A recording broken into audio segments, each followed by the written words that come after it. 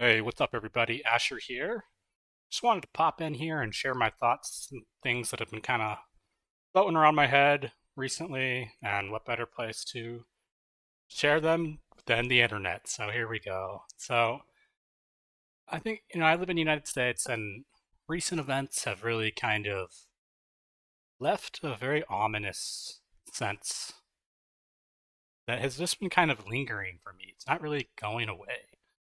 And it feels like there are major inflection points um, just down the block, down the road, and that we're hurtling towards these crises, and no one has any idea what to do. There's some acknowledgement of them, but there's no addressing the root causes of them, and so it almost feels like there's this kind of inevitability to it. And so, what am I talking about? So, and this is mostly from an American perspective, but I think a lot of it goes for other places in the political West, places in Europe, possibly elsewhere. But we just have all these major issues that are just staring us down. And so I think the probably the biggest one is just the general economic decline of the West and the crashing standards of living.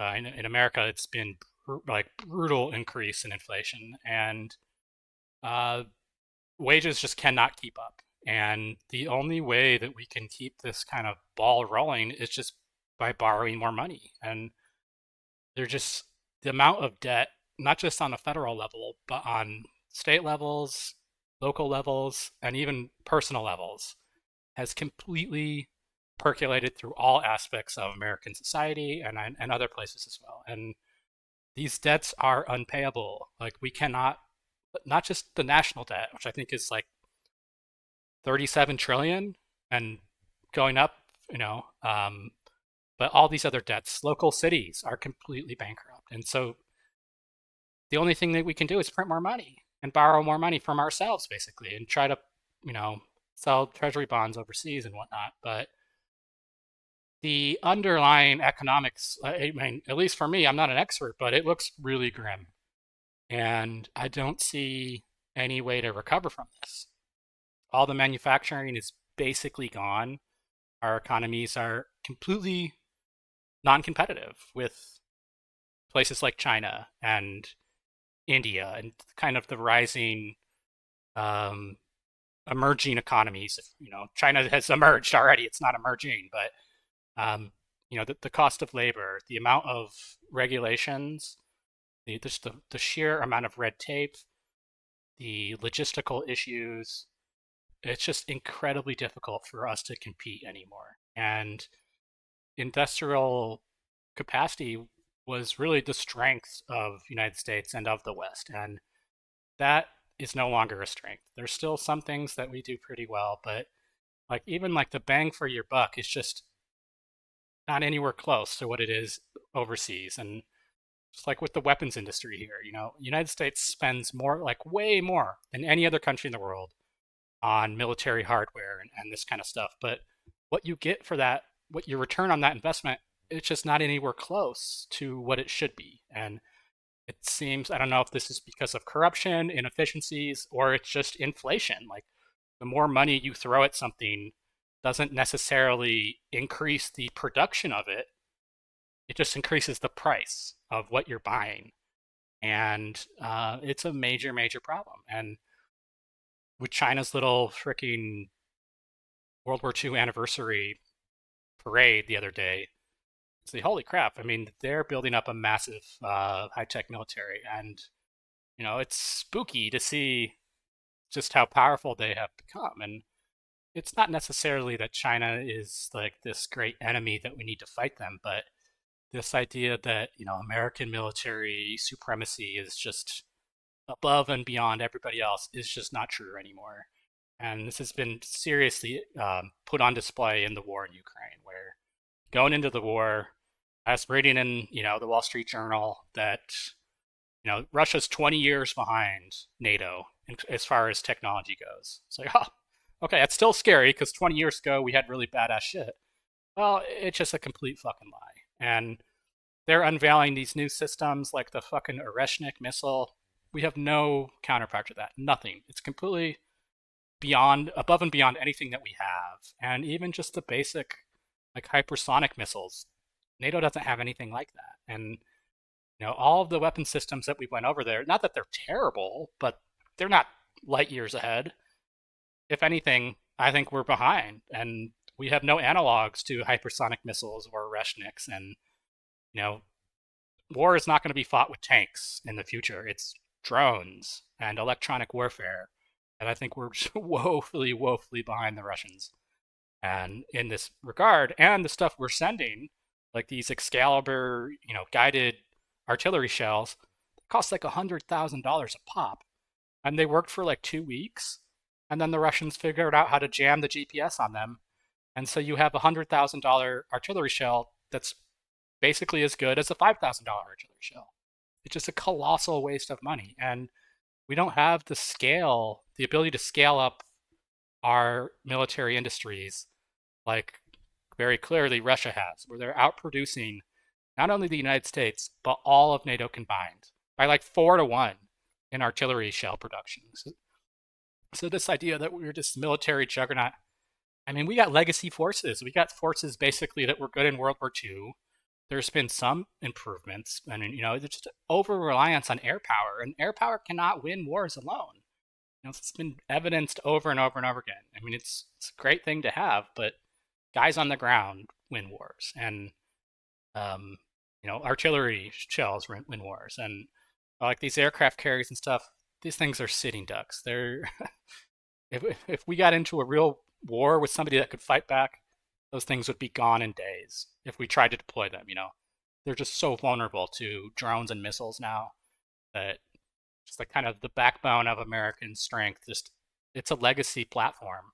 It's just my opinion. I could be perfectly wrong. Anyway, so on the economic and kind of military industrial front, I mean things don't look great. If our economy is 40 times bigger than Russia, the entire NATO alliance, how come they can outproduce us 4-1?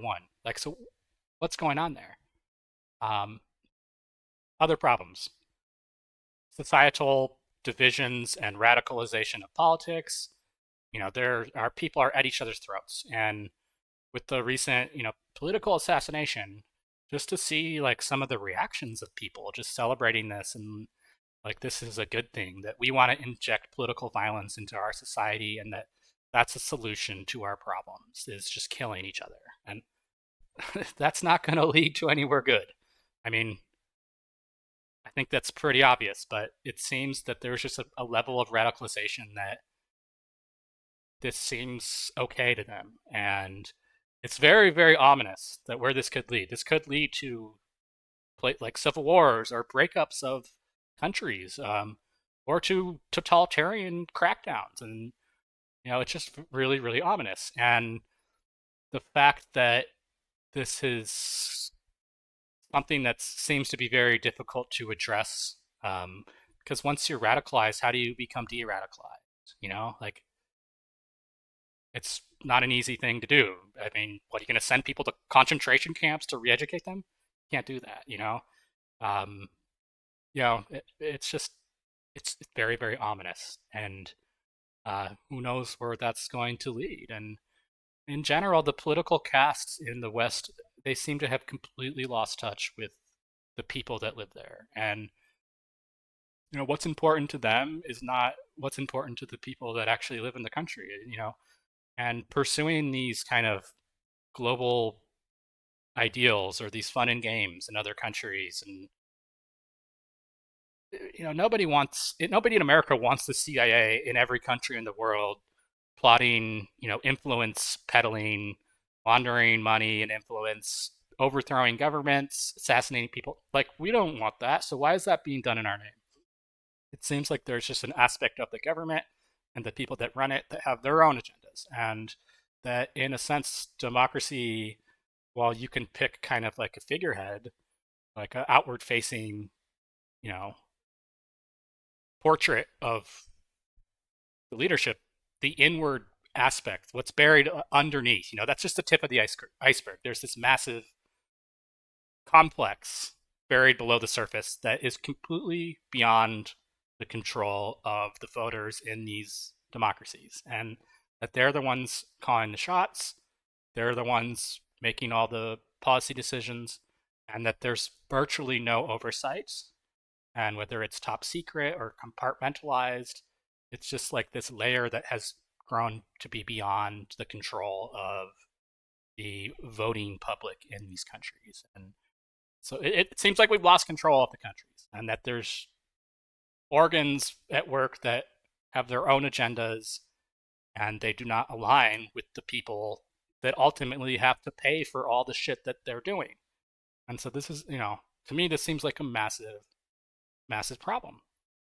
And then, there's all these kind of existential threats kind of just barreling down the track at us. So, AI, what's going to happen with AI? We're in the very early stages of this. And like for me, this is a very sinister technology that, sure, there's all kinds of good things you can use with it. I know it can identify cancer very effectively. That's great. But think of all the sinister things you can do with it. The scams, the spying, the hacking, the propaganda.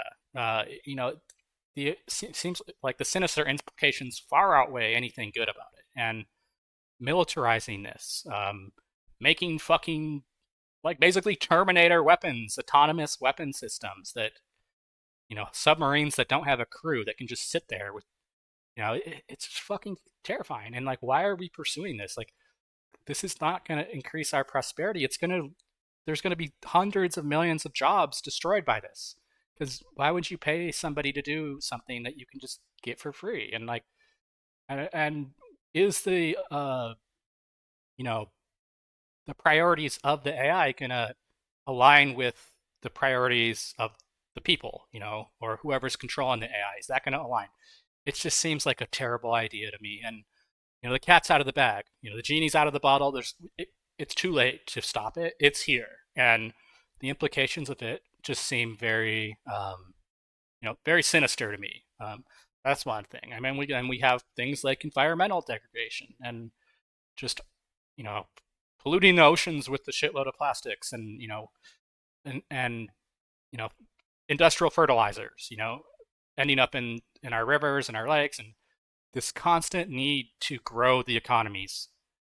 That has to come from somewhere. You print money, it's basically an IOU, and the actual value from that has to be essentially taken from the environment in the form of it's going to be minerals or fossil fuels or new products, energy.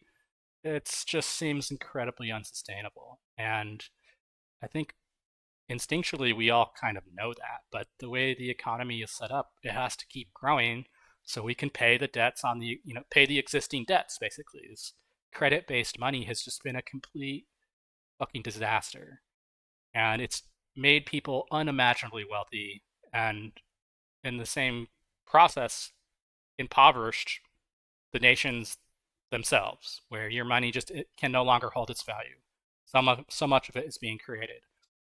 Um, so yeah, I think just kind of environmentally and economically, things are kind of interconnected, but it just seems like it's a major, major problem, and there's just no good solution to it. And if you want to go on to the green energy or whatever, that's great, but your economies, particularly in Europe, how can you stay competitive in this global economy now when you have to pay, what, 4 or 5 times the cost for energy to fuel your society?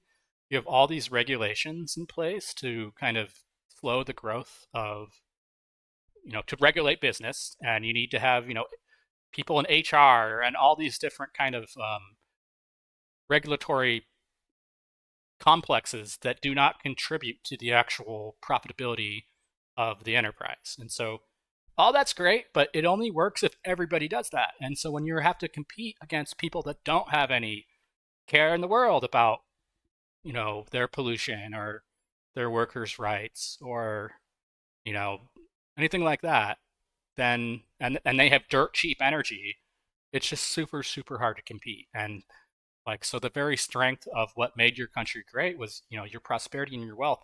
It just seems to sap away. And like, that's where we're at now. So like, it's just extremely troublesome. And I just don't see how we in the West can deal with these challenges. It feels like the current political leadership is just completely incapable of even addressing these things.